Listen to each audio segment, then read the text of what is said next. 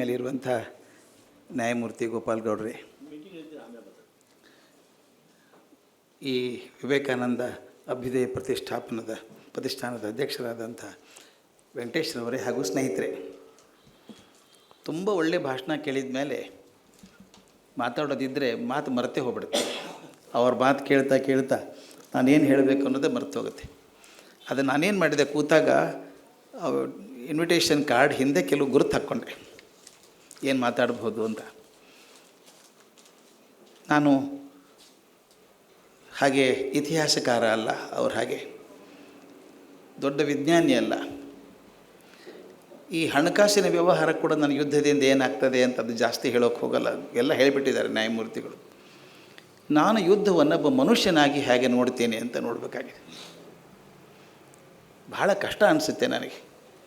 ಮೊನ್ನೆ ಒಂದು ಚಿತ್ರ ಬಂತು, ತಾವೆಲ್ಲ ಗಮನಿಸಿದ್ದೀರಿ ಹೇಗೋ ಅನಿಸುತ್ತೆ, ಸಾಕಪ್ಪ ಕೇಳಿಸುತ್ತೆ. ಅಲ್ಲಿ ಒಂದು ಬಾಂಬ್ ಬಿದ್ದಿದೆ ಇರಾನ್ನಲ್ಲಿ, ಮನೆ ಬಿದ್ದು ಹೋಗಿದೆ ಪೂರ್ತಿ. ಅಲ್ಲಿ ಒಂದು ಹೆಂಗಸು ಸತ್ತು ಬಿದ್ದಿದ್ದಾಳೆ. ಅಪ್ಪ ಒಂದು ಪುಟ್ಟ ಮಗುವನ್ನು ಅಪ್ಕೊಂಡಿದ್ದಾನೆ. 2 ಮಕ್ಕಳು ಅಂತ ಅಳ್ತಾ ಇದ್ದಾವೆ. ಒಂದು ಕ್ಷಣ ನಾವು ನಮ್ಮನ್ನು ಅಲ್ಲಿ ಇಟ್ಕೊಂಡು ವಿಚಾರ ಮಾಡಿ ನೋಡೋಣ ಏನಾಗ್ತದೆ ಅಂತ. ಅಪ್ಪ ಅಳ್ತಾ ಇದ್ದಾನೆ ಮಗುವನ್ನು ಅಪ್ಕೊಂಡು. ಬಹುಶಃ ಸತ್ತು ಬಿದ್ದಂಥ ಹೆಂಗಸು ಅವನ ಹೆಂಡತಿ ಇದ್ದಿರ್ಬೋದು. ಆ ಬಾಂಬಿಗೆ ಆಘಾತಕ್ಕೆ ಆ 2 ಮಕ್ಕಳು ಬೆರಗಾಗಿ ಅಂತ ಕಿರ್ಚ್ಕೋತಾ ಇದ್ದಾವೆ. ಏನು ಇಟ್ಕೋಬೋದು ಭವಿಷ್ಯದಲ್ಲಿ ಆಶಯಗಳನ್ನು ಮಕ್ಕಳು? ಇದೊಂದು ಘಟನೆ ಅಲ್ಲ ಹೇಳ್ತಿರೋದು, ಇಡೀ ಪರಿವಾರ ತತ್ತರಿಸಿ ಹೋಗಿರುತ್ತೆ. ನಮಗೆ ಗೊತ್ತೊಂದು ಮನೆಯಲ್ಲಿ ಯಾರಾದರೂ ಒಂದು ಸಾವು ಆದರೆ ರಿಕವರ್ ಆಗೋದು ಕಷ್ಟ ಆಗುತ್ತೆ. ಅಂಥದ್ದು ಅವನು ಭಾಳ ದೊಡ್ಡವನಲ್ಲ, ಅವನು ಸುಮಾರು 40 ವರ್ಷದವನು ಇರಬೇಕು. ಅವನು ಮನುಷ್ಯ ಚಿತ್ರ ನೋಡಿದಾಗ ಪುಟ್ಟ ಮಗುವನ್ನು ಅಪ್ಕೊಂಡಿದ್ದಾನೆ. ಅವು 2 ಮಕ್ಕಳು ಅಂತ ಅಳ್ತಾ ಇದ್ದಾವೆ. ಏನಾಗಿರಬೇಕು ಒಂದು ಕ್ಷಣ ವಿಚಾರ ಮಾಡಿ. ಯುದ್ಧದ ತಲ್ಲಣಗಳು ಯಾರ್ಯಾರು ಏನೇನು ಮಾಡ್ತಾವೆ ಹೇಳೋಕ್ಕೆ ಸಾಧ್ಯ ಇಲ್ಲ. ಅದಕ್ಕೆ ನಮ್ಮ ಗುಂಡಪ್ಪನವರು 3 ಕಗ್ಗ ಬರೆದ್ರು, ಅದನ್ನು ಇಟ್ಕೊಂಡೆ ಮುಂದೆ ನಾನು. ಏನು ಪ್ರಪಂಚವಿದು, ಏನು ಧಾಳಿ, ಏನು ಅದ್ಭುತ ಅಪಾರ ಶಕ್ತಿ ನಿರ್ಘಾತ, ಮಾನವನ ಗುರಿ ಏನು, ಬೆಲೆ ಏನು, ಮುಗಿವೇನು, ಏನರ್ಥವಿದಕ್ಕೆಲ್ಲ ಮಂಕುತಿಮ್ಮ ಅಂತ. ಏನು ಪ್ರಪಂಚ ಇದು, ಏನು ಧಾಳಿ, ಏನು ಗದ್ದಲ, ಏನು ಹೊಡೆದಾಟ ಬಡದಾಟ ಆಗ್ತಾಯಿದೆ. ಏನು ಅದ್ಭುತ ಅಪಾರ ಶಕ್ತಿ ನಿರ್ಘಾತ. ಈ ಪದ ಭಾಳ ಚಂದ. ಪ್ರತಿಯೊಬ್ಬ ಮನುಷ್ಯನಲ್ಲಿ ಅಗಾಧವಾದಂಥ ಶಕ್ತಿ ಇದೆ, ಅದು ಚೆನ್ನಾಗಿ ಬಳಕೆ ಆಗಬೇಕು. ಏನು ಅದ್ಭುತ ಅಪಾರ ಶಕ್ತಿ ನಿರ್ಘಾತ, ಶಕ್ತಿ ಹಾಳಾಗಿ ಹೋಗ್ತಾ ಇದೆಯಲ್ಲ. ತಮಗನ್ಸಿಲ್ವಾ? ನನಗಂತೂ ಬಹಳ ಸಂಕಟ ಹೋಗುತ್ತೆ ನೋಡಿದಾಗ. ಅವ್ರ ಮೇಲೆ ನಾವು ಬಾಂಬ್ ಹಾಕಿದ್ವಿ ಅನ್ನೋದು, ಆ ತೈಲಾಗಾರಕ್ಕೆ ಬಾಂಬ್ ಹಾಕಿದ್ವಿ ಅನ್ನೋದು, ಅಂತ ಬೆಂಕಿ ಉಗ್ಗುತ್ತಾ ಇದೆ ಆಕಾಶ ಕಡೆಗೆ. ಭೂಮಿ ತಾಯಿ ಲಕ್ಷಾಂತರ ವರ್ಷಗಳಿಂದ ಎಣ್ಣೆಯನ್ನು ಕಾಪಾಡ್ಕೊಂಡು ಇಟ್ಕೊಂಡಿದ್ದಾಳೆ ಹೊಟ್ಟೆಯಲ್ಲಿ. ಎದಕ್ಕೋ ಪ್ರಯೋಜನ ಆಗಲಿ ಅಂತ. ವಾಹನ ನಡಿಬೇಕು, ಯಂತ್ರಗಳು ನಡಿಬೇಕು ಅಂತೆಲ್ಲ ಇಟ್ಟದ್ದು ಶತಮಾನಗಳಿಂದ, ಲಕ್ಷಾಂತರ ವರ್ಷಗಳಿಂದ ಇದ್ದಂಥ ಎಣ್ಣೆ ಅದು. ಅದನ್ನು ಬಾಂಬ್ ಹಾಕಿ ಸುಟ್ಟು ಬಿಡ್ತೀರಲ್ಲ, ಎದಕ್ಕೂ ಪ್ರಯೋಜನ ಆಗಲಿಲ್ಲಲ್ಲ. ಅದು ಒಂದು ವಾಹನಕ್ಕೆ ಪ್ರಯೋಜನ ಆಗಲಿಲ್ಲ, ಯಂತ್ರಕ್ಕೆ ಪ್ರಯೋಜನ ಆಗಲಿಲ್ಲ, ವಿಜ್ಞಾನಕ್ಕೆ ಪ್ರಯೋಜನ ಆಗಲಿಲ್ಲ, ಸುಟ್ಟು ಬೂದಿಯಾಗಿ ಹೋಯ್ತು ಗಾಳಿಗೆ. ಇವರು ಯಾರ್ದು ಅಲ್ಲ, ಅದು ಯಾರು ಗಳಿಸಿದ ಆಸ್ತಿ ಅಲ್ಲ ಇದು. ಭೂಮಿ ತಾನಾಗೇ ನಿಸರ್ಗದಿಂದ ಕಾಪಾಡಿಕೊಂಡಂಥ ಎಣ್ಣೆಯನ್ನು ಸುಟ್ಟು ಬೂದಿ ಮಾಡ್ತೀವಲ್ಲ ನಾವು, ರಾಕ್ಷಸರಲ್ವಾ? ನನಗೇನು ಅಧಿಕಾರ ಇದೆ ಹಾಳು ಮಾಡೋದಕ್ಕೆ? ಆ ಶಕ್ತಿ ನಿರ್ಘಾತ, ಅದೇ ಗುಂಡಪ್ಪ ಹೇಳೋದು. ಏನು ಅದ್ಭುತ ಅಪಾರ ಶಕ್ತಿ ನಿರ್ಘಾತ, ಮಾನವನ ಗುರಿ ಏನು, ಎದಕ್ಕಿದ್ದಾನೋ ಅವನು, ಏನು ಮಾಡೋಕ್ಕೆ ಬಂದಿದ್ದಾನಿಲ್ಲಿ, ಕೊನೆಗೆ ಬೆಲೆ ಏನು, ಜೀವನದ ಬೆಲೆ ಏನು, ಇದೆಲ್ಲ ನೋಡಿದಾಗ ಅನಿಸಲ್ವ ನನಗೆ. ಇದು 1943ನೇ ಇಸ್ವಿ ಗುಂಡಪ್ಪನವ್ರು ಬರೆದದ್ದು, 1943ನೇ ಇಸ್ವಿಗೆ. ಇವತ್ತಿಗೂ ಏನು ಪರಿಸ್ಥಿತಿ ಬದಲಾಗಿಲ್ಲ. ಹೇಳ್ತಾರೆ, ಮುತ್ತಿರುವುದೆಂದು ಭೂಮಿಯನ್ನೊಂದು ದುರ್ದೈವ. ಇವತ್ತಿನ ಪರೀಕ್ಷೆ ಕರೆಕ್ಟಾಗಿ ಹೊಂದತ್ತೆ. ಮುತ್ತಿರುವುದು ಇಂದು ಭೂಮಿಯನ್ನು ಒಂದು ದುರ್ದೈವ, ಮೃತ್ಯು ಕುಣಿತಿಯಲವನು ಕೇಕೆ ಹಾಕುತ್ತಲಿ. ಈಗ ನಿನ್ನೆ ಪೇಪರಲ್ಲಿ ಕೊಡ್ತಾರೆ, 35 ದಿವಸದ ಯುದ್ಧದಲ್ಲಿ 3500 ಜನ ಸತ್ತು ಹೋಗಿದ್ದಾರೆ ಒಂದು ದೇಶದಲ್ಲಿ. ಅಂದರೆ ದಿನಕ್ಕೆ 100 ಜನ ಸತ್ತಂಗೆ ಆಯ್ತಲ್ಲ. ನನಗೆ ಯಾವುದು ನಂಬರ್, ನನಗೊಂದು ಚಿಂತೆ ಬರುತ್ತೆ ಸರ್. ನ್ಯೂಯಾರ್ಕ್ ಟೆಲಿವಿಷನಲ್ಲಿ ಇಂಟರ್ವ್ಯೂ ಮಾಡಿದ್ರು ನನ್ನ ಒಂದು ಸಲ. ಅವ್ರನ್ನ ಕೇಳಿದೆ ನಾನು, ಇದು 9/11 ಬಿಲ್ಡಿಂಗ್ ಬಿತ್ತಲ್ಲ, ವರ್ಲ್ಡ್ ಟ್ರೇಡ್ ಸೆಂಟರ್ದು 2 ಬಿಲ್ಡಿಂಗ್ ಬಿದ್ದು 1 ತಿಂಗಳಿಗೆ ನಾನು ಅಲ್ಲಿದ್ದೆ. ನಾನು ಇಂಟರ್ವ್ಯೂ ಮಾಡೋದಕ್ಕೆ ಕೇಳಿದೆ, ಎಷ್ಟು ಜನ ಸತ್ರು, ಏನು ಸಾಯಲಿಲ್ವಾ ಯಾರು ಅಂತ. ಇಲ್ಲ ಸರ್, 5,000 ಜನ ಸತ್ರು ಅಂತ ಹೇಳಿದರು. ಮತ್ತು ಒಂದು ಟೆಲಿವಿಷನಲ್ಲಿ ತೋರಿಸ್ಲಿಲ್ಲ. ದಯವಿಟ್ಟು ಗಮನಿಸಿ, ಒಂದೇ ಒಂದು ಹೆಣ ತೋರಿಸ್ಲಿಲ್ಲ ಅವರು. ಅವರಂದರು ಯಾಕೆ ತೋರಿಸ್ಬೇಕು ಅಂತ ಕೇಳಿದರು. ನನ್ನ ಪ್ರಶ್ನೆ ಭಾಳ ಚೆನ್ನಾಗಿ ಕೇಳಿದ್ರು, ಯಾಕೆ ತೋರಿಸ್ಬೇಕು?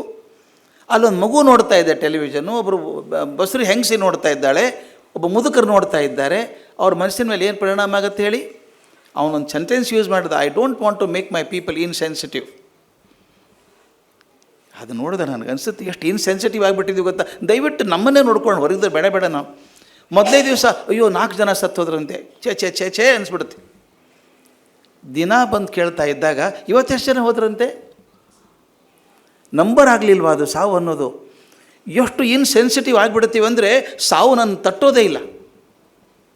ಇದು ಮನುಷ್ಯತ್ವ. ನಾನು ಹೇಳೋದು, ಯುದ್ಧದಿಂದ ಆಗೋದು, ಹಣಕಾಸಿನ ಹಾನಿ ಆಗೋದೊಂದು, ಆಸ್ತಿ ಪಾಸ್ತಿ ಹಾನಿ ಆಗೋದು ಒಂದಾದರೆ ಮನುಷ್ಯನ ಬದುಕಿನ ಘನತೆ ಹಾಳಾಗಿ ಹೋಗ್ತದೆ.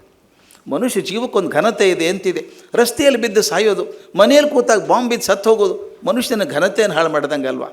ನನಗನ್ಸೋದು ಸೈನ್ಯದಿಂದ ಯುದ್ಧದಿಂದ ಆಗುವಂಥ ಬಹುದೊಡ್ಡ ಅನಾಹುತ ಅಂದರೆ ಆಸ್ತಿ ಹಾನಿ ಅದೆಲ್ಲ ಆಗಲಿ, ಮನುಷ್ಯ ಜೀವನದ ಘನತೆಯನ್ನು ಹಾಳು ಮಾಡ್ಕೋತೀವಲ್ಲಪ್ಪ. ನಾವು ನಂಬುತ್ತೇವೆ 84 ಲಕ್ಷ ಜೀವರಾಶಿಗಳಿದ್ದಾವೆ ಅಂತ. ಆ 84 ಲಕ್ಷ ಜೀವರಾಶಿಗಳನ್ನು ಮಾಡಿದಂಥ ಭಗವಂತ ಮನುಷ್ಯನನ್ನು ಮಾಡಿದ ಕೊನೆಗೆ. ಅದಕ್ಕೆ ಸೃಷ್ಟಿಶಕಲದ ಶಿಖರ ಅಂತ ಕರೀತಾರೆ, ಸೃಷ್ಟಿಶೈಲದ ಶಿಖರ ಅಂತ ಗುಂಡಪ್ಪ ಕರೀತಾರೆ. ಇಲ್ಲ ಜೀವನಗಳಲ್ಲಿ ಅತ್ಯಂತ ಶ್ರೇಷ್ಠವಾದಂಥ ಜೀವನ ಮನುಷ್ಯ ಜೀವನ. ಅಂಥ ಮನುಷ್ಯ ಜೀವನಕ್ಕೆ ಏನೂ ಬೆಲೆ ಇಲ್ವಾ? ನುಸಿಗಳು ಹಾಗೆ ಹೊಡೆದು ಹಾಕ್ತಾ ಇದ್ದೀವಲ್ಲ ನಾವು. ಅಂದರೆ ಯುದ್ಧದಿಂದ ಆಗೋದು ಮನುಷ್ಯನ degeneration of human capabilities, human dignity. ಅದನ್ನು ಭಾಳ ಕೆಟ್ಟ ಅನಿಸುತ್ತೆ. ಅವ್ರು ಹೇಳ್ತಾರೆ, ಯಾರಿದ್ದಾರೆ ಇವರು, ಭಾಳ ಚೆನ್ನಾಗಿದೆಯಪ್ಪ, ಹೇಳಿ ಸಂಕಟ ಆಗುತ್ತೆ. ಮಾನವರೋ ದಾನವರೋ ಭೂಮಾತೆಯ ತಣಿಸೆ ಶೋಣಿತವ ನೆರೆಯವರು ಬಾಷ್ಪ ಸಲುವುದಿರೆ. ಇವರು ಮನುಷ್ಯರನ್ಬೇಕೋ ರಾಕ್ಷಸರನ್ಬೇಕೋ? ಭೂಮಿಯನ್ನೆಲ್ಲ ರಕ್ತದಿಂದ ನೆನೆಸ್ತಾ ಇದ್ದಾರಲ್ಲಪ್ಪ ಇವರು. ಏನು ಹಗೆ, ಏನು ಒದಗೆ, ಏನು ಹೊಗೆ ಈ ಧರಣಿ. ಸೌನಿಕನ ಕಟ್ಟೆ ಮಂಕುತಿಮ್ಮ. ಸೌನಿಕ ಅಂದರೆ ಕಟುಕ, ಬೆಳಗ್ಗೆ ತಷ್ಟ ಕತ್ತರಿಸ್ತಾನೆ, ಮಾಂಸ ಕತ್ತರಿಸ್ತಾನೋ. ಈ ಭೂಮಿನೇ ಹಂಗಾಗಿ ಹೋಯ್ತಾ, ಮನುಷ್ಯರನ್ನು ಕತ್ತರಿಸುವಂಥ ಕಟ್ಟೆ ಆಯಿತಾ ಅಂತ. ಆಮೇಲೆ ಕೊನೆಗೆ ಹೇಳ್ತಾರೆ, ಜಾಸ್ತಿ ಗುಂಡಪ್ಪನ ಹೇಳೋದು ಬೇಡ, ಇದ್ರ ಬಗ್ಗೆ ಹೇಳಬೇಕಾಗಿದೆ ನನಗೆ. ಎಲ್ಲಿ ತನಕ ಯುದ್ಧ ಆಗ್ತದೆ, ಎಲ್ಲಿ ತನಕ ಇರ್ತದೆ ಅಂತ ಅವ್ರು ಹೇಳ್ತಾರೆ, ಮೃಗಶೇಷ ಇರುವನಕ ಜಗಳ ತಪ್ಪದು ಜಗದಿ. ಪ್ರತಿಯೊಬ್ಬ ಮನುಷ್ಯನಲ್ಲೂ ಒಂದು ಮೃಗ ಇದೆ, ತಾವು ಗಮನಿಸಿರಬೇಕು. ಕೋಪ ಬಂದಿಬ್ಬರು ಹೊಡೆದಾಡ್ತಿರ್ತಾರಲ್ಲ, ಅವ್ರ ಕಣ್ಣನ್ನು ನೋಡಿ ಎಂಥ ಕೋಪ ಇದೆ, ಕ್ರೋಧ ಇದೆ ಒಳಗಡೆ, ಆ ಮೃಗಶೇಷ ಇದೆ. ಮೃಗಶೇಷ ಇರುವನಕ ಜಗಳ ತಪ್ಪದು ಜಗದಿ. ಹಾಗೆಗೆ ಕೊಲದವರು ಹಸಿವಿಂದ ಕೊಂದಾರು. ದ್ವೇಷ ಯಾವ ರೀತಿ ಬರ್ತದೆ ಅಂತ ಹೇಳೋಕ್ಕೆ ಸಾಧ್ಯ ಇಲ್ಲ. ಯಾವುದರಿಂದ ಬರ್ತದೆ ದ್ವೇಷ? ಆಗಿ ಸಾಕಾಗಿ ಹೋಗಿದೆ. ಯುದ್ಧ ಯಾವತ್ತೂ ಮೊದಲನೇ ಆಯ್ಕೆ ಅಲ್ಲ, ಮೊದಲನೇ ಆಯ್ಕೆ ಆಗಬಾರ್ದು. ಯುದ್ಧ ಯಾವಾಗಲೂ ಕೊನೆ ಆಯ್ಕೆ. ಮಹಾಭಾರತ ಯುದ್ಧಕ್ಕೂ ಕೂಡ ಇಂಥೊಂದು ಅನ್ಯಾಯ ಆದರೂ ಕೂಡ, ಕಣ್ಣಿಗೆ ಕಾಣಿಸುವಂಥ ಅನ್ಯಾಯ ಆದರೂ ಕೂಡ ಪಾಂಡವರಿಗೆ ಕೃಷ್ಣ ಹೇಳ್ತಾನೆ, ಒಮ್ಮೆ ಯುದ್ಧಕ್ಕೆ ಹೋಗೋದು ಬೇಡ, ಸಂಧಾನಕ್ಕೆ ಹೋಗೋಣ ಮೊದಲು. ಇದನ್ನು ನಮ್ಮ ರಾಷ್ಟ್ರಗಳು ಕಲಿಬೇಕಲ್ವಾ? Why don't you discuss across the table and talk ಅಲ್ವಾ? ಅದು ಬಿಟ್ಟು ಯುದ್ಧಕ್ಕೆ ಹೋಗ್ತೀನಿ, ಅವ್ರನ್ನ ಮತ್ತೆ ಶಿಲಾಯುಗಕ್ಕೆ ಕಳಿಸ್ಬಿಡ್ತೀನಿ. ಎಂಥ ಮೂರ್ಖ ಬಡಬಡಿಕೆ ಅನ್ನಿಸ್ಬಿಡುತ್ತೆ ನನಗೆ. ನಿಮಗೇನು ಅಧಿಕಾರ ಅವ್ರನ್ನ ಶಿಲಾಯುಗಕ್ಕೆ ಕಳಿಸುವಂಥದ್ದು? ನಿಮ್ಮ ರಾಜ್ಯ ನೋಡ್ಕೊಳ್ರಪ್ಪ ಮೊದಲು ಹೇಗೆ ನಡೆದಿದೆ ಅಂತ. ನಾವು ಎಲ್ಲಿ ಬಂದುಬಿಟ್ಟಿದ್ದೀವಿ ಅಂದರೆ, ನನ್ನ ಕಡೆಗೆ ಅಧಿಕಾರ ಇದೆ ಅಂದರೆ ಅಹಂಕಾರ ತಲೆಗೇರ್ಬಿಡುತ್ತೆ. ಅದರಲ್ಲೂ ಹಣಕಾಸು ನನ್ನ ಕಡೆ ಬೇಕಾದಷ್ಟಿದೆ, ಪ್ರಭುತ್ವ ಇದೆ, ಹಂಗೇನು ಭಾಳ ಇಲ್ಲ. 1 ಟ್ರಿಲಿಯನ್ ಬಡ್ಡಿ ಕಟ್ತಾರೆ ವರ್ಷಕ್ಕೆ, ಅವರು $1 ಟ್ರಿಲಿಯನ್ ಪಟ್ಟಿ ಕಟ್ತಾರೆ ಸಾಲದ ಮೇಲೆ. ನನಗೆ ಎಷ್ಟೋ ಸಲ ಗಾಬರಿ ಆಗೋದಂದರೆ, ಪಕ್ಕದ ದೇಶದ ಒಬ್ಬ ರಾಷ್ಟ್ರಪತಿಯನ್ನು ಒಬ್ಬ ಕೈದಿ ಹಾಗೆ ಬೇಡಿ ಹಾಕಿ ಕರ್ಕೊಂಬರೋದಿದೆಯಲ್ಲ, ನನಗೆ ಅಸಹ್ಯ ಅನ್ನಿಸ್ಕೋಗ್ತದೆ. ಹೀಗೆ ನಾವು ಮಾಡೋಕ್ಕೆ ಸಾಧ್ಯ ಇದೆಯಾ? ಕಲ್ಪನೆ ಮಾಡ್ಕೊಳ್ಳಿ, ಯಾವುದೋ ಒಂದು ಪಕ್ಕದ ದೇಶದ ರಾಷ್ಟ್ರಪತಿನ ರಾತ್ರಿ ಮನೆಗೆ ಹೋಗಿ ಹಿಡ್ಕೊಂಬಂದು ಜೈಲು ಹಾಕೊಂಡು ಬರೋಕ್ಕಾಗತ್ತಾ? ಉದ್ದಟತನ ಅಲ್ಲದೆ ಇತ್ತೇನಿದು? ತುಂಬ ಚೆನ್ನಾಗಿ ಹೇಳಿದ್ರು ನ್ಯಾಯಮೂರ್ತಿಗಳು, ಭಾಳ ಇಷ್ಟ ಆಯ್ತು ಅದು. ಇರಾನ್ನವ್ರು ಸರಿನೋ ತಪ್ಪು ಅವ್ರು ಇದ್ದಾರಪ್ಪ ಹಾಗೆ. ಅವ್ರ ದೇಶದ ಜನತೆಯೇ ಅವ್ರನ್ನ ಒಪ್ಕೊಂಡಿರ್ಬೇಕಾದ್ರೆ ನೀವ್ಯಾರು ಸರಿ ಮಾಡಬೇಕು ಅವ್ರನ್ನ? ಅವರ ಲೀಡರ್ಶಿಪ್ ಚೇಂಜ್ ಮಾಡ್ತೀನಿ. Who are you? ಅವ್ರ ಲೀಡರ್ಶಿಪ್ಪನ್ನು ಚೇಂಜ್ ಮಾಡಬೇಕಾದ್ರೆ ಅವರು ದೇಶದವ್ರು, ನಾವು ಚೇಂಜ್ ಮಾಡೋದಲ್ಲ ಅದನ್ನು. ಇನ್ನೊಂದು ನಾನು ಸ್ವಲ್ಪ ವಿಚಾರ ಮಾಡಿ ಹೇಳೋದು, ಅವ್ರ ಕಡೆ ನ್ಯೂಕ್ಲಿಯರ್ ಪವರ್ ಇರ್ತದೆ, ಕೊಡಬಾರ್ದು ಅವರಿಗೆ. We don't want nuclear power. ನಿಮ್ಮಲ್ಲಿ ಇಲ್ವಾ ನ್ಯೂಕ್ಲಿಯರ್ ಪವರು? ನಿಮ್ಮ ನ್ಯೂಕ್ಲಿಯರ್ ಪವರ್ ಮಾಡ್ಕೊಳ್ಳೋಕೆ ನಿಮ್ಗೆ ಅಧಿಕಾರ ಇದೆ, ಅವ್ರು ಮಾಡ್ಕೋಬಾರ್ದು. ನಮ್ಮ ಪಕ್ಕದ ಮನೆಯವ್ರು ನಾಳೆ ಅಡುಗೆ ಮಾಡ್ಕೋಬಾರ್ದು. ಕೇಳ್ತಾರೆ ಅವ್ರು ನಮ್ಮನ್ನು, ಅರೆ ನೀವ್ಯಾರ್ರಿ ನಿಮ್ಮ ಮನೇಲಿ ಬೇಕು ಅಡುಗೆ ಮಾಡ್ಕೊಳ್ಳಿ, ನಮ್ಮ ಮನೆ ನಾವು ಬೇಕಾದ್ರೆ ಅಡುಗೆ ಮಾಡ್ಕೋತೀವಿ ಅಂತಾರೆ. ಎಲ್ಲಿವರು ಯಾಕದು ರಿಸ್ಟ್ರಿಕ್ಷನ್ ಮಾಡಿದರು? ನಾನು ಗೊತ್ತಿದ್ದೆ, ನಾನು ಸ್ವಲ್ಪ ಅದರ ಕೆಲಸ ಮಾಡಿದ್ದವನು. ಅಟಾಮಿಕ್ ಎನರ್ಜಿ ಎಸ್ಟಾಬ್ಲಿಷ್ಮೆಂಟ್ ಟ್ರೀಟಿ ಅಂತಿದೆ. ಅದರೊಳಗೆ ಏನು ಮಾಡ್ತಾರೆ ಅವರು, ಒಬ್ಬ ಯಾವುದೋ ಒಂದು ದೇಶ ಅಭದ್ರವಾಗಿದ್ದರೆ, ನಾಯಕತ್ವ ಸರಿಯಾಗಿಲ್ಲದೆ ಹೋದರೆ ಅವ್ರ ಕೈಯಲ್ಲಿ ಬಹುದೊಡ್ಡ ಅಸ್ತ್ರ ಇರಬಾರ್ದು ಅಂತ. ಹಿಂದೆ ಕೂಡ ಮಹಾಭಾರತದಲ್ಲಿ ಹೇಳ್ತಾ ಇದ್ರು, ಬ್ರಹ್ಮಾಸ್ತ್ರವನ್ನು ಅಶಕ್ತರಿಗೆ ಕೊಡಬಾರ್ದು. ಹುಚ್ಚರ ಕೈಯಲ್ಲಿ ಕಲ್ಲು ಕೊಟ್ಟರೆ ಏನಾಗುತ್ತೆ, ಎಲ್ಲೂ ಹಾಕ್ಬಿಡ್ತಾನೋ. ಹಾಗೆ ಯಾವುದು ಅಪ್ರಬುದ್ಧವಾದಂಥ ದೇಶಕ್ಕೆ ಶಕ್ತಿಶಾಲಿಯಾದ ಆಯುಧ ಸಿಗಬಾರ್ದು, ಎಲ್ಲೋ ಬಳಸ್ಬಿಡ್ತಾನೋ ಅವನು ಅಂತ. ಆ ದೇಶ ಅಪ್ರಬುದ್ಧವಾದದ್ದು ನಿಮ್ಗೆ ಯಾರು ಹೇಳಿದರು? ನಾನು ಹೇಳೋದದು. ನಮಗೆ CKN ರಾಜ ಅಂತ ನಿಮ್ಗೆ ಗೊತ್ತು ಸರ್, CKN ರಾಜ ಅಂತ ಎಮಿನೆಂಟ್ ಪ್ರೊಫೆಸರ್ ಆಫ್ ಲಾ. ಅವ್ರ ಲೆಕ್ಚರ್ ಕೇಳೋಕೆ ಹೋಗ್ತಿದ್ದೆ ನಾನು, ನನ್ನ ಮೇಲೆ ತುಂಬ ಪ್ರೀತಿ ಅವರು. ಇದೇ ಮಾತು ಬಂತು. ನಾವು ಹೋಗಿ ಬಾಂಗ್ಲಾದೇಶ ಸೃಷ್ಟಿ ಮಾಡಿದ್ವಿ, ಹೋಗಿ ನಮಗೇನು ಅಧಿಕಾರ ಅಂತ ಬಂದಾಗ ಕೇಳಿದರು. ಮತ್ತೊಂದು ದೇಶ ಅಲ್ವಾ ಪಾಕಿಸ್ತಾನವಾಗಿ, ಈಸ್ಟ್ ಪಾಕಿಸ್ತಾನ್ ವೆಸ್ಟ್ ಪಾಕಿಸ್ತಾನ್ ಅಂತ ಇತ್ತು. ನಿಮಗೇನು ಅಧಿಕಾರ ಅಂತ ಕೇಳಿದಾಗ CKN ರಾಜ ಉತ್ತರ ಕೊಟ್ಟದ್ದು ಭಾಳ ಚೆನ್ನಾಗಿತ್ತು. ಯಾವಾಗ ಮಾಡಬೇಕಾಗತ್ತೆ ಅಂತ ಭಾಳ ಚಂದದ ಮಾತಿತ್ತು, ನಮ್ಗೆ ಇಷ್ಟ ಆಗ್ಬೋದು. ಪಕ್ಕದ ಮನೆಯಲ್ಲಿದ್ದಾನೆ ಒಬ್ಬ ಮನುಷ್ಯ, ಆತ ತನ್ನ ಹೆಂಡತಿನ ಹೊಡಿತಾನೆ, ದಿನ ಹೊಡಿತಾನೆ. ಆಕೆ ಹೇಳೋದು ಕೇಳಿಸುತ್ತೆ ನನಗೆ. ನಾನೇನು ಮಾಡ್ಬೇಕು? ಈ ಮನೆಯವನು ಪಕ್ಕದವನು ಜಗಳಾಡಬೇಡ್ರಿ ಅಂತ ಹೇಳಬೇಕು, ನಮಗೆ ತಿರುಗಿ ಬೀಳ್ತಾನೆ ಅವನು. ಅವ್ರು ಹೇಳ್ತಾರೆ, ಆತ ತಾನು ಹೆಂಡ್ತಿನ ಹೊಡಿತಾ ಇದ್ದರೆ ನಾನು ಏನೂ ಮಾಡೋಕ್ಕಾಗಲ್ಲ, ಅವನು ಪಕ್ಕದ ಮನೆಯದು. ಎಲ್ಲಿವರೆಗೂ ಆ ಹೆಂಡ್ತಿ ಓಡಿ ಬಂದು ನಮ್ಮ ಮನೆಗೆ ಬಂದರೆ ತೊಂದರೆ, ಆಕೆ ಬಂದು ನಮ್ಮ ಮನೇಲಿ ಕೂತ್ಕೊಂಡ್ರೆ. ಇನ್ನೊಂದು ಉದಾಹರಣೆ ಕೊಡೋರು, ಪಕ್ಕದವನು ನಲ್ಲಿ ತಿರುಗಿಸಿ ಹೋಗ್ಬಿಡ್ತಾನೆ ಊರಿಗೆ, ನೀರು ಸೋರ್ತಾ ಇದೆ, ಅವನು ಪ್ರಾಬ್ಲಮ್ ಅದು, ಅವನು ಕಟ್ಕೋತಾನೆ ಬಿಲ್ಲು ಅಲ್ವಾ. ಎಲ್ಲಿವರೆಗೂ ಸುಮ್ಮನೆ ಇರ್ಬೇಕು ನಾನು? ಆ ನೀರು ಹರಿದು ನನ್ನ ಮನೆಗೆ ಬರ್ತಿದ್ರೆ, ನನ್ನ ಮನೆ ನೆನೆಸ್ತಾ ಇದ್ದರೆ ನಾನು ಬಾಗಿಲು ತೆಗೆದು ಆ ನಲ್ಲಿ ಬಂದ್ ಮಾಡಿ ಬರಬೇಕು. ಅಂದರೆ ಯುದ್ಧಕ್ಕೆ ಕಾರಣ ಹೇಳ್ತಾ ಇದ್ರು ಅವರು. ಎಲ್ಲಿವರೆಗೂ ಆ ರೆಫ್ಯೂಜೀಸ್ ಬಂದು ನಮ್ಮಲ್ಲಿ ಸೇರ್ಕೊಂಡು ನಮ್ಮ ತೊಂದರೆ ಆಯಿತೋ ಆವಾಗ ಹೋಗಿ ನಾವು ಸೃಷ್ಟಿ ಮಾಡಬೇಕಾಯ್ತು ಅಂತ ಯುದ್ಧಕ್ಕೆ ಕಾರಣ ಹುಡುಕಬೇಕು. ಇಲ್ಲಿ ಅದು ಯಾವುದೂ ಕಾರಣ ಇಲ್ಲ, ಅಷ್ಟು ದೂರದ ದೇಶ ಅದು, ಅಲ್ಲಿಗೆ ಹೋಗಿ ಹೊಡಿತೀನಿ ಅನ್ನೋದಾಗಲಿ ಇದೊಂಥರ ಉದ್ದಟತನ ಅನಿಸ್ಬಿಡುತ್ತೆ, ಪರಮಾವಧಿ ಅನಿಸುತ್ತೆ. ಅದಕ್ಕೆ ನಾ ಹೇಳ್ತಿದ್ದೆ, ಯುದ್ಧದಲ್ಲಿ ನ್ಯಾಯಮೂರ್ತಿಗಳು ತಪ್ಪು ತಿಳ್ಕೊಬಾರ್ದು ನಾ ಹೇಳ್ತೀನಂತ, ಜನರು ಆಡೋ ಮಾತು. ನಮ್ಮಲ್ಲೊಂದು ಮಾತಿದೆ, ಕೋರ್ಟಿಗೆ ಹೋದರೆ ಗೆದ್ದವನು ಸೋತ, ಸತ್ತವನು ಸತ್ತ ಅಂತಾರೆ, ಸೋತವನು ಸತ್ತ ಅಂತ. ಆದರೆ ಯುದ್ಧದಲ್ಲಿ ಗೆದ್ದವನು ಸತ್ತ, ಸೋತವನು ಸತ್ತ, ಯಾರೂ ಬದುಕೋಕ್ಕೆ ಸಾಧ್ಯ ಇಲ್ಲ. ಈ ಮಾತನ್ನು ಎಷ್ಟು ಚೆನ್ನಾಗಿ ಮಹಾಭಾರತ ಹೇಳುತ್ತೀನಿ, ಯಾರೂ ಹೇಳೋಕ್ಕೆ ಸಾಧ್ಯ ಇಲ್ಲ. 18 ದಿವಸದಲ್ಲಿ ಅಪೋಕ್ಯಾಲಿಪ್ಸ್ ಅದು. ಆ ಥರದ ಮನುಷ್ಯ ಜೀವನ ಹಾರಣ ಆದದ್ದು ಇತಿಹಾಸದಲ್ಲಿಲ್ಲ. ಎಲ್ಲರೂ ಹೋಗ್ಬಿಟ್ರು ಸತ್ತು. ಮುಂದೆ ಧರ್ಮರಾಜ ರಾಜ ಆಗಬೇಕು. ಅವನು ಕೇಳ್ತಾನೆ, ಯಾರಿಗೆ ರಾಜ ಆಗಲಿ ನಾನು? ಏನು ಉಳಿದಿದೆ ಹಸ್ತಿನಾವತಿಯಲ್ಲಿ ಏನು ಉಳಿದಿದೆ? ಅವನು ಹೇಳ್ತಾನೆ, ಎಲ್ಲಿ ನೋಡದಲ್ಲಿ ಮುದುಕರು ಮುದುಕಿಯರಿದ್ದಾರೆ, ಸಾಲು ಸಾಲುಗಟ್ಟಲೆ ತರುಣ ವಿಧವೆಯರಿದ್ದಾರೆ, ಎಲ್ಲ ತರುಣರೊಬ್ಬರು ಉಳಿಲಿಲ್ಲ, ಯುದ್ಧದಲ್ಲಿ ಸತ್ತೋದ್ರು. ಯಾರಿಗೋಸ್ಕರ ರಾಜ್ಯ ಮಾಡಬೇಕು ನಾನು? ಈ ಪ್ರಶ್ನೆ ನಾಳೆ ಈ 2 ದೇಶಕ್ಕೂ ಬರುವಂಥದ್ದು. ಅವ್ರ ಮೇಲೆ ಇವ್ರ ಮೇಲೆ ಅವ್ರು ಬಾಂಬ್ ಹಾಕಿದಾಗ ಕೊನೆಗೆ ನಿಂತ್ಕೊಂಡಾಗ ಯಾರಿಗೋಸ್ಕರ ಮಾಡಿದ್ವಿ ಇದನ್ನು ಅಂಥ ಪರಿಸ್ಥಿತಿ ಬರ್ತದೆ. ಮತ್ತು ಇನ್ನೊಂದು, ಯುದ್ಧ ಯಾವಾಗ ನಡೀತದೆ ಅಂತ ಒಂದು ಮಾತು ತಿಳಿಸ್ಬೇಕು. ದಯವಿಟ್ಟು ತಿಳ್ಕೊಳ್ಳಿ, ಪ್ರತಿಯೊಂದು ಮನುಷ್ಯನ ಹೃದಯದಲ್ಲಿ ಕೂಡ ಯುದ್ಧ ಇದೆ. ಈ ಕುರುಕ್ಷೇತ್ರ ಅನ್ನುವಂಥದ್ದು ಅಲ್ಲೆಲ್ಲೋ ಇಲ್ಲ, ನಮ್ಮ ಮನಸ್ಸಲ್ಲೇ ಇದೆ. ಪ್ರತಿ ಕ್ಷಣಕ್ಕೂ ಯುದ್ಧ ಆಗ್ತಾ ಇರುತ್ತೆ. ಯಾರೋ ಒಬ್ಬರಿಗೆ ಏನೋ ಪ್ರಮೋಷನ್ ಬಂತು, ಜಾಸ್ತಿ ಲಾಭ ಬಂತು, ನನ್ನ ಮನಸ್ಸಲ್ಲಿ ಸೇರ್ಕೊಂಬಿಟ್ಟ, ನೋಡಿ ಚಾನ್ಸ್ ಆಯ್ತು, ನೋಡಿ ಅವ್ರು ಹೊಡೆದ, ನೋಡಿ ಅಲ್ಲಿಂದಾನೇ ಶುರು. ಅದು ಇಷ್ಟ ಇಲ್ಲ ನನಗೆ, ಅವ್ರ ಬಗ್ಗೆ ದ್ವೇಷ ಶುರು, ಅಸೂಯೆ ಶುರು ಆಗ್ತದೆ, ಅಲ್ಲಿಂದಾನೇ ಶುರು ಆಗುವಂಥದ್ದು. ಅಹಂಕಾರ ಮತ್ತು ಸರ್ವಾಧಿಕಾರತ್ವ, ನಾನೇ ಎಲ್ಲನೂ, ಫೈನಲ್ ನನ್ನ ಮಾತು ಕೇಳಬೇಕು ಎಲ್ಲರೂ. ದೊಡ್ಡಣ್ಣ ಅಂದುಬಿಡ್ತೀವಲ್ಲ ನಾವು, ನಾನು ನಿಜವಾಗ್ಲೂ ದೊಡ್ಡಣ್ಣಂಗೆ ಕೆಲಸ ಮಾಡೋಕ್ಕೆ ಹೋಗ್ತೀನಿ, ಅಲ್ಲಿ ತಪ್ಪ ಬರೋದು. ಒಂದು ಧರ್ಮ ರಕ್ಷಣೆಗೆ ಯುದ್ಧ ಆಗದದ್ದು ಚೆನ್ನಾಗಿ ಹೇಳಿದರು ನಮ್ಮ ಸ್ನೇಹಿತರು, ತುಂಬ ಚೆನ್ನಾಗಿ ಹೇಳಿದರು.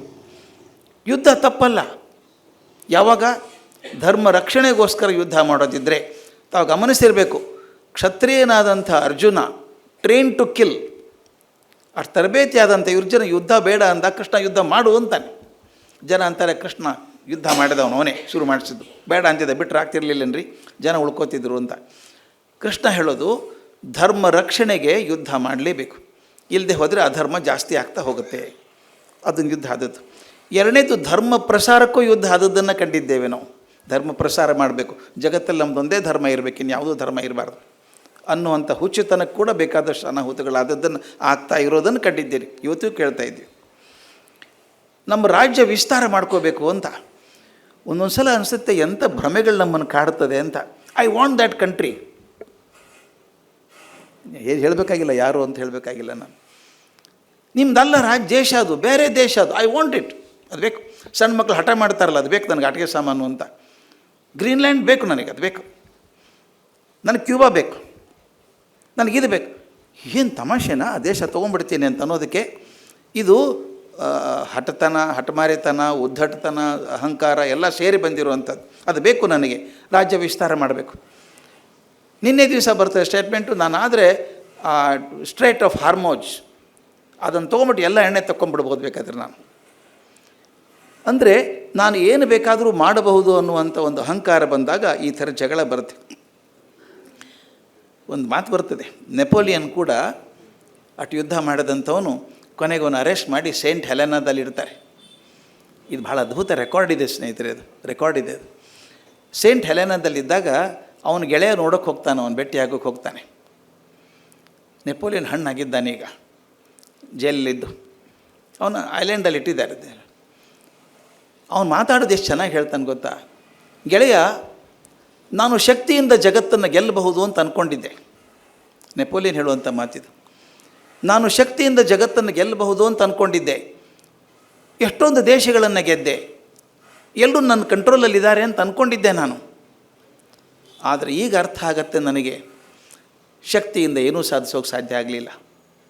ಅಲ್ಲೊಬ್ಬ ಹುಡುಗ ಬಂದ, ಅವನು ಹೇಳೋ ಮಾತದು. ಅಲ್ಲೊಬ್ಬ ಹುಡುಗ ಬಂದ, ಸಣ್ಣ ವಯಸ್ಸಿನ ಹುಡುಗ, ಕಣ್ತುಂಬ ಬರೀ ಪ್ರೀತಿ ತುಂಬಿಕೊಂಡಿದ್ದಾನೆ, ಕರುಣೆ ತುಂಬಿಕೊಂಡಿದ್ದಾನೆ. ಅವನು ಜಗತ್ತಿನ 2/3 ಭಾಗವನ್ನು ಗೆದ್ದುಬಿಟ್ಟ ಪ್ರೀತಿಯಿಂದ. ಕೊನೆ ಹೇಳ್ತಾನೆ, ಹೇಳು ಗೆಳೆಯ, ಗೆದ್ದವರು ಯಾರು ಅಂತ. ಎಷ್ಟು ಚಂದದ ಮಾತದು. ನಾನು ಶಕ್ತಿಯಿಂದ ಗೆಲ್ಲಬೇಕು ಅಂತ ಹೋದೆ, ನಾನು ಈ ಜೈಲಲ್ಲಿ ಕೂತಿದ್ದೀನಿ, ನನಗೇನು ಬದುಕಿಲ್ಲ, ನನಗೆ ಮುಗಿತಂತ. ಅಲ್ಲಿ ಯೇಸು ಕ್ರಿಸ್ತನ ಬಗ್ಗೆ ಹೇಳ್ತಾನೆ ಆತ.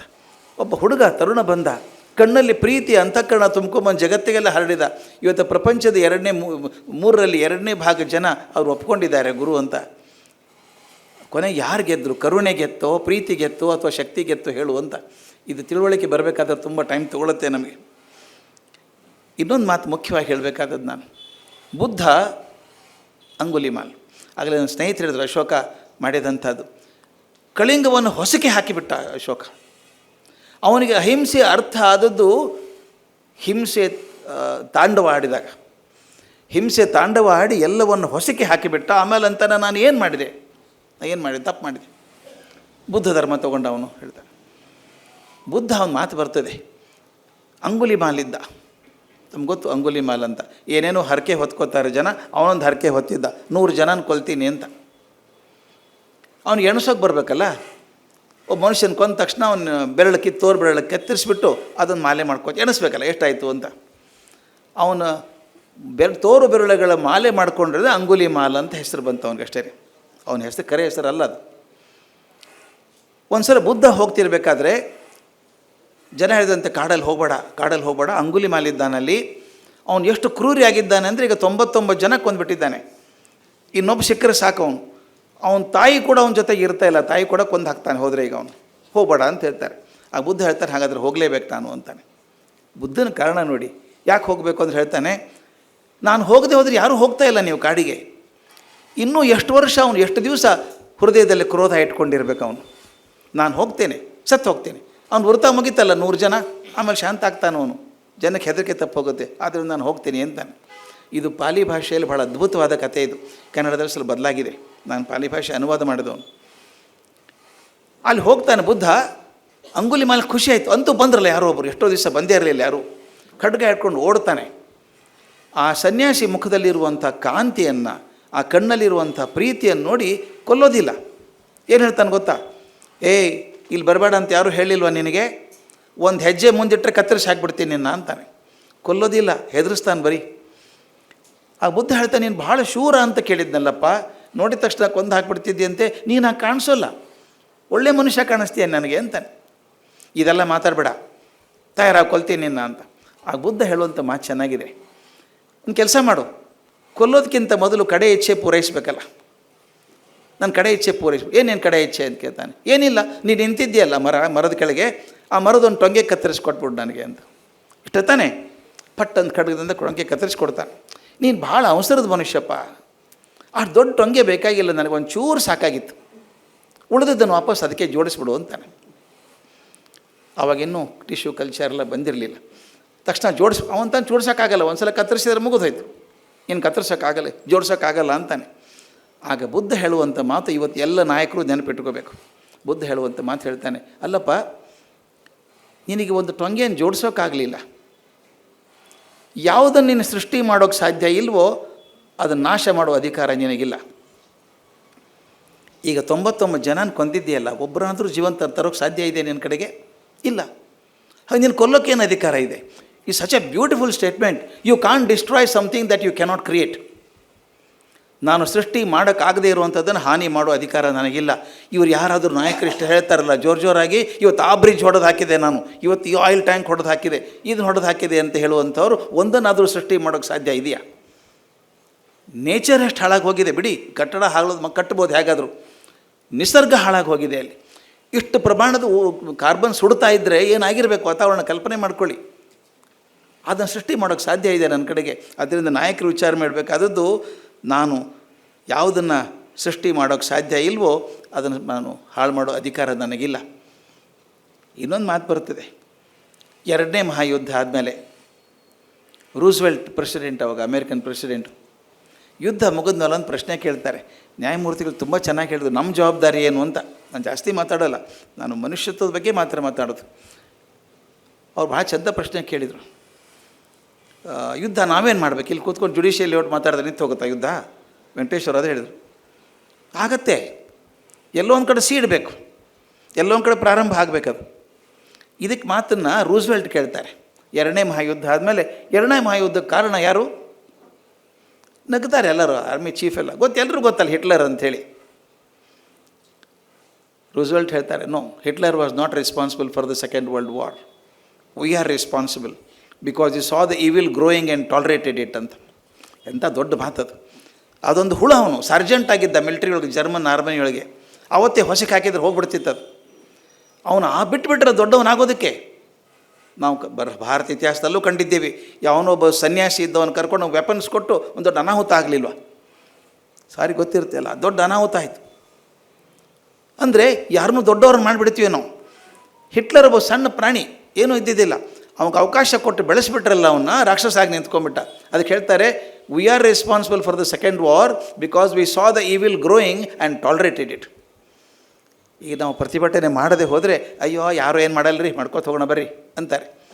ಸಣ್ಣ ಪ್ರಮಾಣದಲ್ಲಾದರೂ ಶುರು ಆಗಬೇಕೆಲ್ಲ ಒಂದು ಕಡೆಗೆ.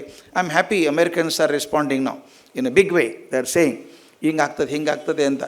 ಪ್ರತಿ ತಾಸಿಗೆ ಲೆಕ್ಕ ಹಾಕಿದ್ದಾರೆ, ಪ್ರತಿ ತಾಸಿಗೆ ಎಷ್ಟು $1 ಮಿಲಿಯನ್ ಖರ್ಚಾಗ್ತಾ ಇದೆ ಅಂತ. ಒಂದು ತಾಸು ಯುದ್ಧಕ್ಕೆ ಎಷ್ಟು $1 ಮಿಲಿಯನ್ ಖರ್ಚಾಗ್ತಾ ಇದೆ ಅಂತ. And it's not gonna be easy for that country also. Tax ಹೇಳ್ದಂಗೆ ಟ್ಯಾಕ್ಸ್ ಬರುತ್ತೆ. ಈಗಾಗಲೇ cost of living has gone up so much. ಎಂದೂ ಆಗಿರಲಿಲ್ಲ, ಪೆಟ್ರೋಲ್ $4 ದಾಟಿ ಹೋಗ್ಬಿಟ್ಟಿದೆ ಈಗಾಗಲೇ. ಅದರಿಂದ ಅವರು ಒದ್ದಾಡ್ತಾರೆ. ಇನ್ನೊಂದು ಮಾತು ಹೇಳಬೇಕು, ನಾವು ಏನು ಮಾಡ್ತೀವಿ ಗೊತ್ತಾ, ಸಜ್ಜನರು ಅಭಿಪ್ರಾಯವನ್ನು ಹೊರಗೆ ಹೇಳೋಲ್ಲ ಯಾರಿಗೂ ಮುಂದೆ, ಮನೆಯಲ್ಲಿ ಮಾತ್ರ ಹೇಳೋದಷ್ಟೇ. ಯಾಕಂದರೆ ನಾವು ಸಜ್ಜನರು, ನಾವು ಯಾಕೆ ಮಾತಾಡಬೇಕು ಅಂತ. ಲೀನಸ್ ಪೌಲಿಂಗ್ ಅಂತ ಒಬ್ಬ ಮನುಷ್ಯ ಇದ್ದ. ಕೆಮಿಸ್ಟ್ರಿ ಗೊತ್ತಿರೋರಿಗೆಲ್ಲ ಆತ ದೇವ್ರ ಸಮಾನ, ನಮಗೆಲ್ಲ ದೇವರಿದ್ದಂಗೆ ಅವನು. 2 ಬಾರಿ ನೊಬೆಲ್ ಪ್ರಶಸ್ತಿ ಬಂದಂಥ ಮನುಷ್ಯ. ನಾನು ಆತನ ಮೊದಲು ದೆಹಲಿಯಲ್ಲಿ ನೋಡಿದ್ದೆ, ನಾನು MSc ಮಾಡ್ತಿರುವಾಗ ನೋಡಿದ್ದು. ದೂರ ನಕ್ಷತ್ರ ನಮಗೆಲ್ಲ ಅವನು. ಕೆಮಿಸ್ಟ್ರಿಯಲ್ಲಿ ನೊಬೆಲ್ ಪ್ರಶಸ್ತಿ ಬಂದಂಥ ಮನುಷ್ಯ. ಮುಂದೆ had a chance of working with him in MIT for some time. ಅವ್ರ ಜೊತೆ ಕೆಲಸ ಮಾಡೋಕ್ಕೆ ಅವಕಾಶ ಸಿಕ್ತು ನನಗೆ, ಲೀನಸ್ ಪೌಲಿಂಗ್ ಅಂತ. ಅವ್ರಿಗೆ 2ನೇ ನೊಬೆಲ್ ಪ್ರಶಸ್ತಿ ಬಂತು, ಅದು ಶಾಂತಿ ಪ್ರಶಸ್ತಿ. ಈಗ ಏನಾಗಿದೆ ಅಂದರೆ, ಶಾಂತಿ ಪ್ರಶಸ್ತಿ ಮನೆಗೆ ತೊಗೊಳ್ಳೋಂಗಾಗಿದೆ, ಮನೆ ತಂದು ಇಟ್ಕೊಂಡ್ಬಿಡೋದು, ನಮ್ಮದೇ ಯಾರ್ದೋ ಕೊಟ್ಟದ್ದು ಇಟ್ಕೊಳ್ಳೋಂಗಾಗಿದೆ ಪರಿಸ್ಥಿತಿ. ಆ ಶಾಂತಿ ಪ್ರಶಸ್ತಿ ಬಂದು ಲೀನಸ್ ಪೌಲಿಂಗ್ ಯಾಕೆ ಬಂತು ಅಂತ ಹೇಳ್ತೇನೆ. ವಿಯೆಟ್ನಾಂ ವಾರ್ ನಡೀತಾ ಇತ್ತು, ಯಾರೂ ಸುಮ್ಮನೆ ಕೂಡಲಿಲ್ಲ. ಲೀನಸ್ ಪೌಲಿಂಗ್ ಅಂತ ನೊಬೆಲ್ ಪ್ರಶಸ್ತಿ ವಿಜೇತ ಮನುಷ್ಯ 200 ಜನ ನೊಬೆಲ್ ಪ್ರಶಸ್ತಿ ವಿಜೇತರನ್ನು ಸೇರಿಸ್ಕೊಂಡು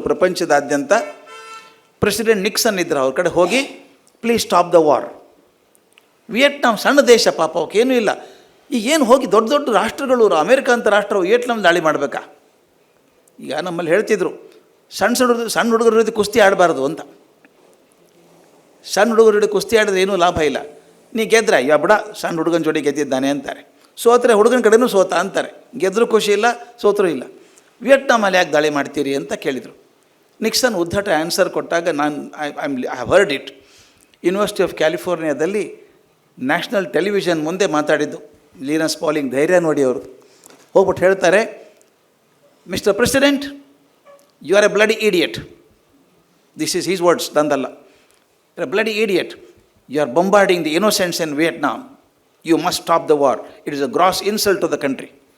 ಅಲ್ಲಿಂದ ಶುರು ಆದದ್ದು ಮೊಮೆಂಟಮ್ ಆಗಿಬಿಟ್ಟು ವಿಯೆಟ್ನಾಂ ವಾರ್ ನಿಲ್ಲಿಸೋದಕ್ಕೆ ಲೀನಸ್ ಪಾಲಿಂಗ್ ಕಾರಣ ಆದರು. A chemistry professor stopping A Vietnam war. ಅಂದರೆ ನಾವು ಏನೋ ಇರ್ಬೋದು, ನಮ್ಮ ಮಾತು ಯಾರು ಕೇಳ್ತಾರೆ ರೀ, ನಾವು ಎಷ್ಟು ಸಿನಿಕಲ್ ಆಗಿಬಿಟ್ಟಿದ್ವಿ ಅಂದ್ರೆ ನಮ್ಮ ಮಾತು ಯಾರು ಕೇಳ್ತಾರೆ? ಯಾರೂ ಕೇಳಲ್ಲ. ಕೇಳ್ತಾರೋ ಬಿಡ್ತಾರೋ, at least my conviction is stronger. ನನ್ನ ಕನ್ವಿಕ್ಷನ್ ಸ್ಟ್ರಾಂಗ್ ಆಗ್ತದೆ. ಅದಕ್ಕೆ ಈ ಕಾರಣ ಇದೆಯಲ್ಲ, ತುಂಬ ಚೆನ್ನಾಗಿ ಅನಿಸ್ತು ನಾನು ಮಾಡಿದ್ದು ಇದನ್ನು. ಆದ್ದರಿಂದ ಲೀನಸ್ ಪಾಲಿಂಗದ್ದು ಕೊನೆ ಮಾತು ಅಂತ ಹೇಳಿ ನಿಲ್ಲಿಸ್ತೀನಿ, ಜಾಸ್ತಿ ಮಾತಾಡೋದು ಬೇಡ. ಯಯಾತಿ ತಾವೆಲ್ಲ ಕೇಳಿದ್ದೀರಿ, ನಮ್ಮ ಮಹಾಭಾರತದ ದೊಡ್ಡ ಪಾತ್ರ ಅದು. ಯಯಾತಿ ಅವ್ರ ಬಗ್ಗೆ ತಪ್ಪು ಕಲ್ಪನೆ ಇದೆ ನಮಗೆ ಬಹಳಷ್ಟು. ಅವನ ಮಗನ ಕಡೆಯಿಂದ ಅರ್ಧ ಯೌವನ ತೊಗೊಂಡು ಭೋಗಗಳನ್ನು ಅನುಭವಿಸ್ಬಿಟ್ಟ, ಅವನು ಮಹಾಪಾಪಿ ಅನ್ನೋಂಗೆ ಹೇಳ್ತೀವಿ. ಹಂಗಲ್ಲ ಅದು. ಅವನು ಹಂಗೆ ಮಾಡಲಿಲ್ಲ. ನಿಜವಾಗ್ಲೂ ಒರಿಜಿನಲ್ ಸ್ಕ್ರಿಪ್ಚರ್ ಹೋಗಿ ಓದಿದಾಗ ಯಯಾತಿ ಎಂಥ ದೊಡ್ಡ ಕೆಲಸ ಮಾಡ್ತಿದ್ದ, ಧರ್ಮ ಕೆಲಸಗಳನ್ನು ಮಾಡ್ತಿದ್ದ. ಇನ್ನೂ ಮುಗಿದಿರಲಿಲ್ಲ ಕೆಲಸ ಒಂದು. ಆಗಲೇ ವಯಸ್ಸಾಯಿತು ಅವನಿಗೆ, ಹೋಗೋಕ್ಕಾಗ್ತಿರ್ಲಿಲ್ಲ. ಆಗ ಅವನು ಹೇಳಿದ, ಇನ್ನೂ ಮಾಡಬೇಕು ಅಂತ ಆಸೆ ಇದೆಯಪ್ಪ, ನಾನು ಏನು ಮಾಡಲಿ ಅಂದಾಗ ಪುರು ಬಂದು ಹೇಳ್ತಾನೆ, ನಾನು ಆಯುಷ್ ತಗೋ ನೀನು ಮಾಡು ಅಂತ. ಅವನು ಭೋಗ ಜೀವನ ನಡೆಸ್ತಿಲ್ಲ, ಸಂತೋಷವಾಗಿದ್ದ ನಿಜ ಯಯಾತಿ. ಆದರೆ ಮಾಡಿದ್ದೆಲ್ಲ ಬದುಕಿರೋವರೆಗೂ ಧರ್ಮ ಕಾರ್ಯ ಮಾಡಿದ ಅಂತ ಹೇಳಿ ಜೀವ ಹೋದ ತಕ್ಷಣ ಸ್ವರ್ಗಕ್ಕೆ ಹೋದ. ಅವನು ಎಷ್ಟು ವರ್ಷ ಸ್ವರ್ಗದಲ್ಲಿದ್ದವನು ಯಯಾತಿ. ಹಂಗೆ ಕೆಟ್ಟ ಕೆಲಸ ಮಾಡಿದ ಸ್ವರ್ಗಕ್ಕೆ ಕರ್ಕೊಂಡು ಹೋಗ್ತಿದ್ರು ಅವನು ಯಯಾತಿ ಹೇಳ್ತಾನೆ, ನನಗೊಂದು ಅರ್ಥ ಆಗಿದೆ ಈಗ. ಭಾಳ ಚಂದ ಮಾತು. ನನಗೆ ಅರ್ಥ ಆಗಿದೆ, ಕಾಮದಿಂದ ಕಾಮವನ್ನು ಗೆಲ್ಲೋದಕ್ಕೆ ಸಾಧ್ಯ ಇಲ್ಲ. ಹೇಗೆ ತುಪ್ಪ ಹಾಕಿ ಬೆಂಕಿಯನ್ನು ನಂದಿಸೋಕೆ ಸಾಧ್ಯ ಇಲ್ಲವೋ ಹಾಗೆ ಕಾಮದಿಂದ ಕಾಮವನ್ನು ತಣಿಸೋಕೆ ಸಾಧ್ಯ ಇಲ್ಲ. ಮುಖ್ಯವಾಗಿ ಹೇಳ್ತಾನೆ, ಒಂದು ಯುದ್ಧದಿಂದ ಮತ್ತೊಂದು ಯುದ್ಧವನ್ನು ನಿಲ್ಲಿಸೋಕೆ ಸಾಧ್ಯ ಇಲ್ಲ. ದಯವಿಟ್ಟು ಗಮನಿಸಿ ಸ್ನೇಹಿತರೆ, ಎಷ್ಟೊಂದು ಜನ ಬಂದಿದ್ದಾರೆ ಕ್ರೋಧ. ಈಗ ಕಲ್ಪನೆ ಮಾಡ್ಕೊಳ್ಳಿ, ನಮ್ಮ ಮನೆಯಲ್ಲಿ ಯಾರಿಗಾದರೂ ತೊಂದರೆ ಮಾಡಿದರೆ ಮತ್ತೊಬ್ಬರು ಅವ್ರ ಬಗ್ಗೆ ಪ್ರೀತಿ ಇರೋಕ್ಕೆ ಸಾಧ್ಯ ಇದೆಯಾ? ನನಗೆ ಸಾಧ್ಯವೇ ಇಲ್ಲ. ಅವ್ರ ಬಗ್ಗೆ ಕ್ರೂರತೆ ಬರ್ತದೆ. ಹೊಡಿಬೇಕು, ಸಾಂಸ್ಕೃತಿಕ ಹೊಡಿಬೇಕು ಅಂತೀರಿ. ಈ ಕಲ್ಪನೆ ಮಾಡ್ಕೊಳ್ಳಿ, 3500 ಜನ ಸತ್ತು ಹೋಗಿದ್ದಾರೆ ಯಾವ್ಯಾವುದೋ ಮನೆಯಲ್ಲಿ. ಆ ಮನೆ ಪರಿವಾರದವ್ರು ರಕ್ತ ಕುದಿಯಲಿಲ್ಲ, ಅದರಿಂದ ಶಾಂತಿ ಬರುತ್ತಾ? ಮತ್ತೊಂದು ಯುದ್ಧಕ್ಕೆ ಕಾರಣ ಆಗೋದು. ಹೊಡೀರಿ ಅವ್ರನ್ನ ಅಂತಾರೆ, ಅವ್ರು ಹೊಡೀರಿ ಬಿಡಬೇಡಿ ಅಂತಾರೆ. ಅವ್ರು ಹೇಳೋದು ನೋಡಿದ್ದೀರಾ? 70 ಲಕ್ಷ ಜನ ತಗೊಂಡು ನಿಂತಿದ್ದೀವಿ ನಾವು ಇವತ್ತು. ಯುದ್ಧ ಮಾಡೋಕ್ಕೆ ಬರೋಲ್ಲ, ಕಲಿತೀವಿ ನಾವು, ಒಂದು ವಾರದಲ್ಲಿ ಕಲಿತೀವಿ ಹೆಂಗೆ ಮಿಸೈಲ್ ಹಾರಿಸ್ಬೇಕು ಗೊತ್ತು ನಮಗೆ, ಮಾಡ್ತೀವಿ ಅಂತಾರೆ. ಈ ರೋಷ ಬರೋದು ಯಾವಾಗ ಹೇಳಿ? ತಮ್ಮ ಕಣ್ಣು ಮುಂದೆ ತಮ್ಮ ಬೇಕಾದವರು ಆತ್ಮೀಯರು ಸತ್ತು ಹೋದಾಗ ಅವ್ರು ಹೊಡಿಬೇಕು ಅನ್ಸಲ್ವಾ? ಇದೇ ಮುಖ್ಯ. ಕ್ರೋಧದಿಂದ ಕ್ರೋಧ ತೆಗೆಯೋಕ್ಕೆ ಸಾಧ್ಯ ಇಲ್ಲ. ಆದ್ದರಿಂದ ಪ್ರೀತಿಯಿಂದ ಮಾತ್ರ ಸಾಧ್ಯ ಅನ್ನೋದನ್ನು ನಾವು ಗಟ್ಟಿಯಾಗಿ ಮಾತಾಡಿದಷ್ಟು ಒಳ್ಳೆಯದು. ಎಲ್ಲಿ ಸಾಧ್ಯ ಇದೆಯೋ ಅಲ್ಲಿ ಮಾತಾಡಬೇಕು. ನಾನು ಹಿಂದೊಂದು ಬರೆದಿದ್ದೆ, ಇಂಟೆಲೆಕ್ಚುವಲ್ ಡಿಸ್ಆನೆಸ್ಟಿ ಅಂತ ಸರ್, ಒಂದು ಆರ್ಟಿಕಲ್ ಇಲಸ್ಟ್ರೇಟೆಡ್ ವೀಕ್ಲಿ ಆಫ್ ಇಂಡಿಯಾ ಅಂತಿತ್ತು, ಅದ್ರಲ್ಲಿ ಬರೆದಿದ್ದೆ. ಇಂಟೆಲೆಕ್ಚುವಲ್ ಡಿಸ್ಆನೆಸ್ಟಿ ಅಂತ. ನಾವೆಲ್ಲ ತುಂಬ ಬುದ್ಧಿವಂತರು, ತಿಳುವಳಿಕೆ ಇದ್ದವರು, ಓದಿಕೊಂಡವರು ಅಂತೀವಿ. ನಾವೇನು ಮಾಡ್ತೀವಿ ಗೊತ್ತಾ? ನಮ್ಮ ಅಭಿಪ್ರಾಯಗಳನ್ನು ಹೊರಗೆ ಹೇಳೋದೇ ಇಲ್ಲ. We are afraid of the frowning eyes of the powers that be. We don't share our feelings with everybody. ಮನೇಲಿ ಮಾತಾಡ್ತೀವಿ, ಡೈನಿಂಗ್ ಟೇಬಲ್ ಮೇಲೆ, next day paper creates another news, we talk about it, ಮರ್ತು ಬಿಡ್ತೀವಿ. ನಮ್ಮ ಜವಾಬ್ದಾರಿ ಎಲ್ಲಿವರೆಗೂ? ಒಂದು ಮಾತಿದೆ, ದೊಡ್ಡ ಪ್ರಾರ್ಥನೆ ಅದು. ಕಾಲೇ ವರ್ಷತ್ಯು ಪರ್ಜನ್ಯ ಪೃಥ್ವೀ ಸಸ್ಯಶಾಲಿನಿ ದೇಶೋಯಂ ಕ್ಷೋಭರಹಿತ ಸಜ್ಜನ ಸಂತು ನಿರ್ಭಯ ಅಂತ ಬೇಡಿಕೆ ಪ್ರಾರ್ಥನೆ ಮಾಡ್ಕೋಬೇಕಂತೆ ದಿನ ನಾವು. ಏನು ಅಂದರೆ, ಕಾಲೇ ವರ್ಷತ್ತು ಪರ್ಜನ್ಯ, ಕಾಲಕ್ಕೆ ಮಳೆಯಾಗಲಿ. ಪೃಥ್ವೀ ಸಸ್ಯಶಾಲಿನಿ, ಭೂಮಿ ಎಲ್ಲ ಹಸಿರಾಗಿರಲಿ ಎಲ್ಲ ಕಡೆನೂ. ದೇಶೋಯಂ ಕ್ಷೋಭರಹಿತ, ದೇಶದಲ್ಲಿ ಕ್ಷೋಭೆ ಇರೋದು ಬೇಡ, ಉತ್ಪಾದಗಳಾಗೋದು ಬೇಡ. ಲಾಸ್ಟ್ ಮಾತ್ರ ಭಾಳ ಮುಖ್ಯ, ಸಜ್ಜನ ಸಂತು ನಿರ್ಭಯ, ಸಜ್ಜನರು ನಿರ್ಭಯರಾಗಿರಬೇಕು. ಎಲ್ಲಿವರೆಗೂ ಸಜ್ಜನರು ಬಾಯಿ ಮುಚ್ಚಿಕೊಂಡು ಇರ್ತಾರೋ ಅನಾಹುತಗಳಾಗ್ತಾನೇ ಇರುತ್ತೆ. ಆದ್ದರಿಂದ ಸಜ್ಜನರು ಅನಿಸಿಕೊಂಡವರೆಲ್ಲ ತಮ್ಮ ನಿಜವಾದ ಮನಸ್ಸಿನ ಭಾವನೆಗಳನ್ನು ಪ್ರಕಟ ಮಾಡಬೇಕು. ಅಂದಾಗ ಇಂಥ ರಾಜಕೀಯ ಹಳವಂಡಗಳಾಗೋದಿಲ್ಲ, ಅನಾಹುತಗಳಾಗೋದಿಲ್ಲ. ಯಾಕಂದರೆ ಎಚ್ಚರ ಬರ್ತದೆ ಜನಕ್ಕೆ. As long as we keep work as conscience keepers of our leaders also behave well. If we keep quiet and allow them to do whatever they want to do, we have to suffer finally. ಕೊನೆಗೆ suffer ಆಗೋದು ನಾವೇ ಆಗ್ತೀವಿ. ಆದ್ದರಿಂದ ನಮಗೆ ಶಾಂತಿ ಬೇಕಾ ಅನ್ನೋ ಪ್ರಶ್ನೆ ಅರ್ಥವೇ ಇಲ್ಲ. ವಿ ವಾಂಟ್ ಶಾಂತಿ. ನಮಗೆ ಜಗತ್ತಲ್ಲಿ ಬೇಕಾದದ್ದೇ ಶಾಂತಿ. ಯಾರಿಗೆ ಬೇಕೋ ಹೋರಾಟ ಇದು? ಕೊನೆಗೆ ಶಾಂತವಾಗಿ ಇರಬೇಕು ಅಂತ ಅಪೇಕ್ಷೆ ಮಾಡೋದಲ್ವ? ಹಾಗಾದ್ರೆ ಯಾಕೆ ಇರ್ತಾ ಇಲ್ಲ ನಾವು? ಮನುಷ್ಯನ ಗುರಿಯೇ ಸಂತೋಷವಾಗಿರೋದು, ಶಾಂತವಾಗಿರೋದಾದರೆ ನಾವು ಯಾಕೆ ಶಾಂತವಾಗಿ ಇಲ್ಲ ಅಂದರೆ ನಮ್ಮ ಮನಸ್ಸನ್ನು ನಿಗ್ರಹ ಮಾಡ್ಕೊಳ್ಳೋಕೆ ನಮ್ಗೆ ಆಗ್ತಾಯಿಲ್ಲ. ಮೂಲ ಅಲ್ಲಿಗೆ ಬರಬೇಕು. ಎಲ್ಲಿ ನನ್ನ ಮನಸ್ಸು ಸ್ವಾರ್ಥ ಮೂಲ ಆಯಿತೋ, ಪಕ್ಕದವ್ರು ಹಾಳಾಗಿ ಹೋಗಲಿ, ನನಗೆ ಸಿಕ್ಕರೆ ಸಾಕು ಅನ್ನೋದು ಬಂತು. ಎರಡನೇದು, ಅವ್ರಿಗೇನೂ ಸಿಗೋದು ಬೇಡ, ನನಗೆ ಸಿಕ್ಕರೆ ಸಾಕು, ಈ ಅಹಂಕಾರ ಬಂತು. ಅದನ್ನು ನಾವು ಕಂಟ್ರೋಲ್ ಮಾಡೋದಾಗ, ಅದಕ್ಕೆ ಗುಂಡಪ್ಪ ಭಾಳ ಚಂದ ಹೇಳ್ತಾರೆ, ಮನವನಾಳುವುದು ಹಠದ ಮಗುವನಾಳುವನ ಎದೆ. ಮನಸ್ಸಿದೆಯಲ್ಲ, ಅದನ್ನು ಬೆಳೆಸೋದಂದ್ರೆ ಮನೇಲಿ ಪುಟ್ಟ ಹಠದ ಮಗು ಇರ್ತದಲ್ಲ, ಹಂಗೆ ಸಂಭಿಸ್ತಾ ಇರಬೇಕು. ಎಲ್ಲಿವರೆಗೂ ಅದನ್ನು ಸಮಾಧಾನ ಮಾಡ್ಕೊಂಡಿರ್ತಿರೋ ಮನಸ್ಸನ್ನು ಬಹುಶಃ ಇಂಥ ಉತ್ಪಾತಗಳು ಆಗೋದಿಲ್ಲ. ಆಗದ ಹಾಗೆ ನನಗೆ ಸಂತೋಷ ಅಂದರೆ ವೆಂಕಟೇಶ್ವರ ಈ ಸೆಮಿನಾರ್ ಆರ್ಗನೈಸ್ ಮಾಡಿದ್ದು. ಮಾಡಿದ ಉದ್ದೇಶ ಅಂದರೆ ಎಷ್ಟೊಂದು ಜನ ಕೂತಿದ್ದೀವಿ, ಒಂದು 50 ಜನಕ್ಕೂ ಚಿಂತೆ ಮಾಡ್ತಾಯಿದ್ದೀವಿ. ನಾಳೆ 50 ಜನ ಇನ್ಯಾರಿಗೂ 50 ಜನಕ್ಕೆ ಹೇಳ್ತೀವಿ ಹೀಗಿದೆ ಅಂತ. ಅದಾದಾಗ ಒಂದು ಮಾಸ್. ಯಾವತ್ತೂ ನೀವು ನೋಡಿದಾಗ ಹಿಮಾಲಯದಲ್ಲಿ ಅಲ್ಲೆಲ್ಲಿ ನೀರು ಬೀಳ್ತಾ ಇರುತ್ತೆ, ಆ ನೀರು ಸೇರ್ಕೊಂಡು ಒಂದು ತೊರೆ ಆಗುತ್ತೆ. ತೊರೆ ಬರ್ತಾ ಬರ್ತಾ ಭಾಗೀರಥಿ ಆಗ್ತದೆ, ಭಾಗೀರಥಿ ಗಂಗೆ ಆಗ್ತದೆ, ಕೊನೆಗೆ ಹೋಗೋ ಮಹಾಪ್ರವಾಹ ಆಗ್ತದೆ. ಶುರು ಆದದ್ದು ಕೆಲವು ಹನಿಗಳಿಂದ. ಹಾಗೆ ಕೆಲವು ಹನಿಗಳು ಜುಡಿಷಿಯಲ್ ಲೇಔಟಲ್ಲಿ ಉದುರಿದ್ರಿಂದ ಇಲ್ಲಿಂದ ಮುಂದೆ ಅದು ಮಹಾ ತೊರೆ ಆಗಲಿ ಅಂತ ಅಪೇಕ್ಷೆ ಮಾಡಿ ನಾನು ಮಾತು ನಿಲ್ಲಿಸ್ತೇನೆ.